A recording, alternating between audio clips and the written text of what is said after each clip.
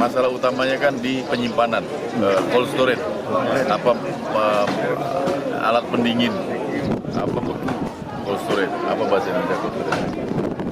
Kulkas gede, freezer yang gede, pendingin, mesin pendingin untuk yang besar berkapasitas mungkin 100 ton. Karena kebutuhan mereka di sini sehari saja 10 ton. Sampai 10 ton, 25 ton. Per hari. Anda bayangkan coba kalau kita kasih hanya cold storage yang 25 ton, langsung habis. Jadi minimal 500 lah. Jadi bisa bertahan 10 hari atau bertahan 40 hari.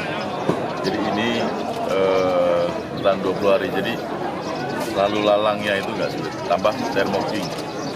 Kendaraan thermoking untuk menjaga kepastian bahan baku. Ada bantuan untuk freezer Pak di sini Pak? Freezer, ya saya pikir nggak ada masalah mana. Ya tadi sudah ada proposal, kita mau lihat. Yang jelas kan Pak Bupati sudah pasti mendukung, Bupati sudah perintahkan Kadis. Buat saya nggak harus Bupati datang ke kantor saya, Kepala Dinas. Dan kalaupun Kepala Dinas ada urusan lain, kasih wakilnya, nggak ada masalah.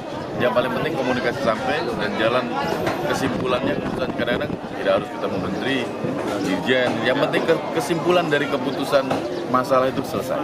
Ya. Sekali Pak, kemarin kan sudah sempat di Jawa Tengah melihat dari karakteristik nelayan di Bangka Belitung Jawa ini permasalahannya seperti apa? Kemudian juga memantau dari nelayan ini kan yang menangkap ikan di laut hingga sekarang.